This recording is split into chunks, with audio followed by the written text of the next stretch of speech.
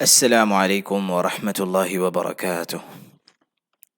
الحمد لله وكفى وسلام على عباده الذين اصطفى، أما بعد، فأعوذ بالله من الشيطان الرجيم. بسم الله الرحمن الرحيم.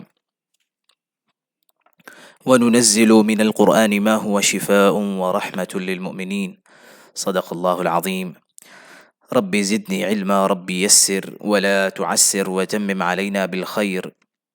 رب اشرح لي صدري ويسر لي أمري واحلل عقدة من لساني يفقه قولي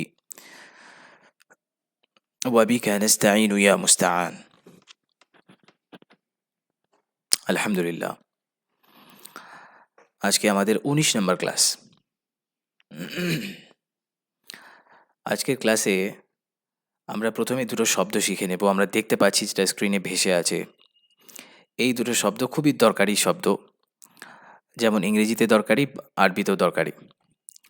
ইংরেজিতে আমরা হি এবং শি এর ব্যবহার পড়েছি, এটাকে আজকে আরবিতে শিখবো ইনশাআল্লাহ। আরবিতে দুটো শব্দ, হুয়া আর হিয়া। হুয়া আর হিয়া, অনেকে দেখে হয়তো বুঝতে পারছেন যে একটা পুরুষ একটা মেয়ে শব্দ, একটা ছেলে শব্দ একটা মেয়ে শব্দ, একটা মুযাক্কার একটা মুআন্নাস। মুযাক্কার মুআন্নাস, গত ক্লাসে আমরা পড়েছিলাম মুযাক্কার মুআন্নাস। হুয়া এটা হলো মুযাক্কার, হি মুযাক্কার সে, হুয়া মুযাক্কার। আর এটার মহিলা বা মুআন্নাস কি? এটার মুআন্নাস হিয়া। হিয়া, হুয়া আর হিয়া দুটোর অর্থ কি? সে। বাংলাতে তো পার্থক্য নেই, ইংরেজিতে পার্থক্য আছে, হি আর শি। আরবিতে হুয়া আর হিয়া, হুয়া আর হিয়া। এখন হুয়া আর হিয়া অর্থ হলো সে, তিনি। সুন্দর সম্মানের সাথে বললে আমাদের বাংলায় তিনি আসে, আরবিতে সে তিনি কোনো কিছু নেই, শুধু হুয়া আছে। সে তিনি পুরুষকে বোঝাতে গেলে কোনো পুরুষের নাম নিয়ে যদি সর্বনাম বলতে চাই সে, তাহলে আরবিতে বলতে হবে হুয়া।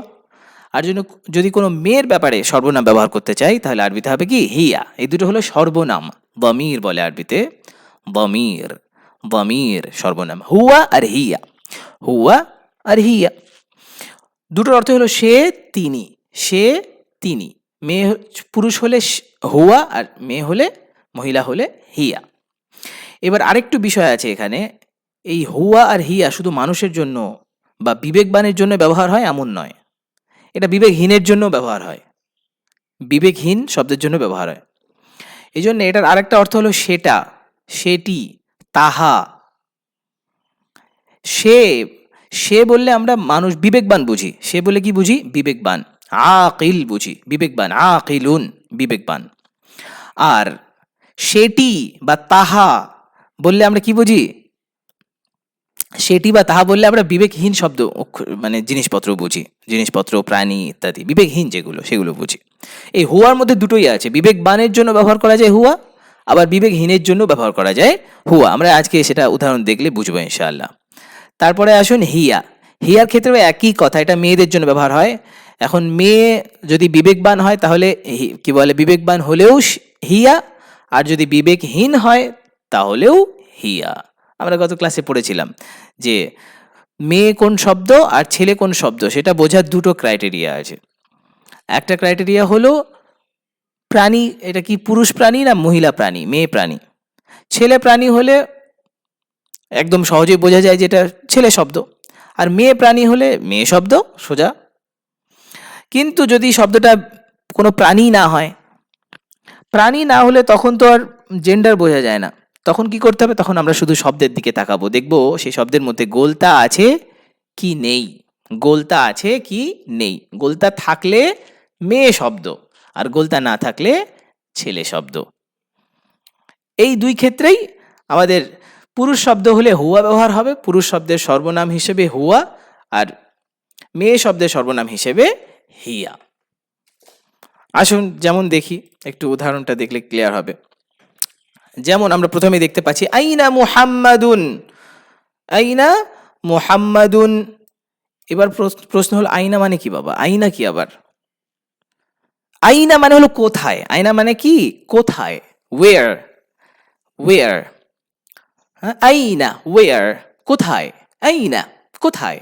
প্রশ্নবোধক শব্দ, এটা প্রশ্নবোধক। আইনা মুহাম্মাদুন, মুহাম্মদ কোথায়? মুহাম্মদ কোথায়? আইনা মুহাম্মাদুন, মুহাম্মদ কোথায়? উত্তর, এর উত্তরে মুহাম্মাদের জায়গায় মুহাম্মাদের জন্য কি ব্যবহার হবে বলুন তো? হুয়া ব্যবহার হবে না হিয়া ব্যবহার হবে? হুয়া ব্যবহার হবে। হ্যাঁ, মাশাআল্লাহ। হুয়া, সে, মুহাম্মাদের ব্যাপারে। এই হুয়া এটা সর্বনাম কার? মুহাম্মাদের। মুহাম্মাদের সর্বনাম হুয়া। তো যার সর্বনাম হবে তার মতো করে সর্বনাম আনতে হবে। সর্বনাম যেহেতু মুহাম্মদ, মুহাম্মদ পুরুষ, অতএব সর্বনামটাও কি? পুরুষ। তাহলে হুয়া, সে কোথায়? ফিল গুরফাতি, এই যে জার আর মাজরুর চলে এসছে। আমরা জার মাজরুর পড়েছিলাম কয়েক ক্লাস আগে। ফি মানে একটা জার, ফি জার, ফি এই জারের বা হারফুল জার, এটার কাজ হলো তারপরের শব্দকে জের দেওয়া, জার দেওয়া, তারপরের শব্দকে কি দেওয়া? মাজরুর বানানো, তারপরের শব্দকে কি বানিয়ে ফেলা? মাজরুর, জের যুক্ত বানিয়ে ফেলা। যেমন দেখুন এখানে ফিল গুরফাতি, গুরফাতুন মানে কি ছিল? একটি রুম। আল গুরফাতু, রুমটির মধ্যে, হ্যাঁ রুমের মধ্যে। তাহলে ফি লাগলে কি হবে?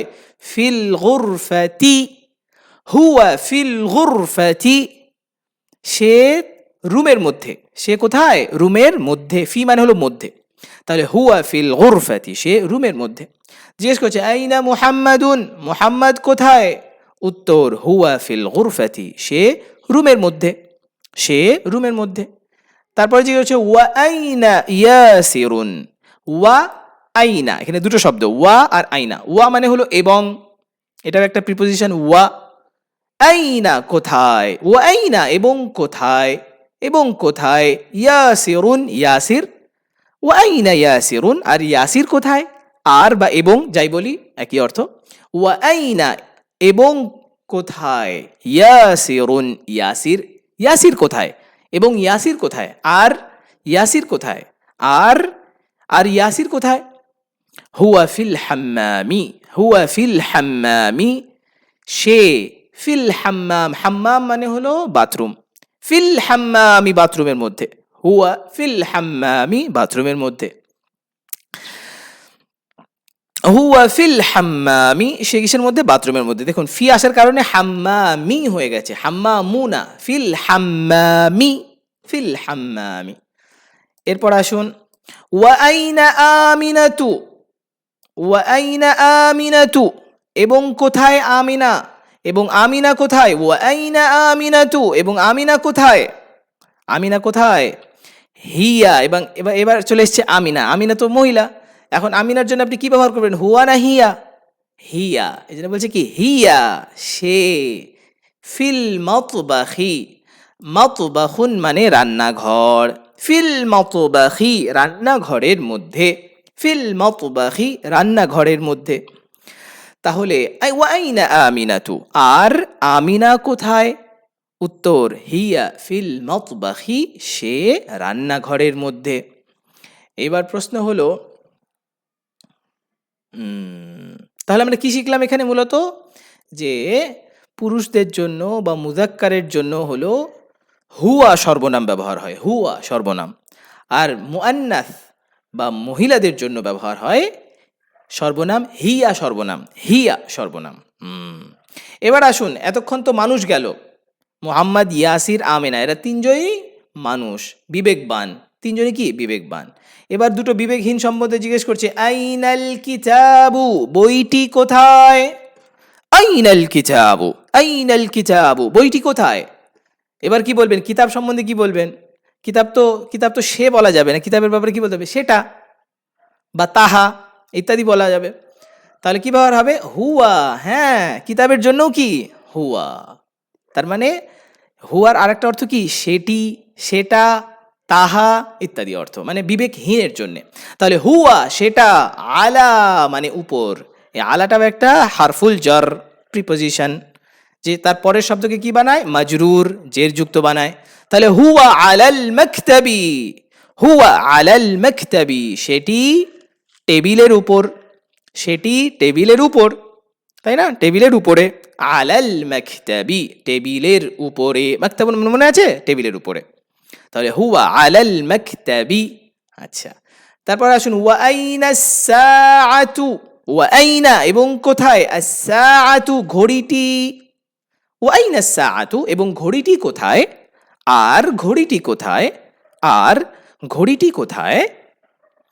এবার বলুন ঘড়িটি, এটা কিন্তু একটা কি শব্দ, মুআন্নাস শব্দ, তাই না?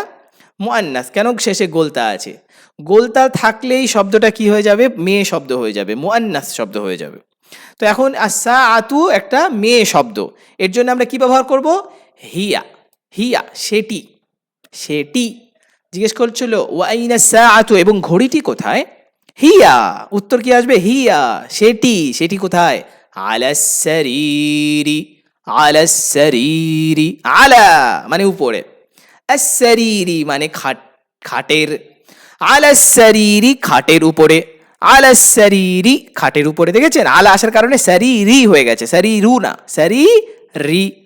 তাহলে ওয়াইনা সাআতু এবং ঘড়িটি কোথায়, ঘড়িটি কোথায়, হিয়া আলাস সারিরি সেটি খাটের উপরে। এই হলো আজকের আমাদের পড়া হুয়া, হিয়া আর আইনা, হুয়া, হিয়া আর আইনা, এই তিনটা জিনিস আমরা পড়লাম আজকে। আলহামদুলিল্লাহ, আজকে এইটুকুই। জাযাকুমুল্লাহু খাইরান ওয়া ইলাল লিকাইল কাদিমি ইনশাআল্লাহি মা'আস সালামাহ। আসসালামু আলাইকুম ওয়া রাহমাতুল্লাহি ওয়া বারাকাতুহু।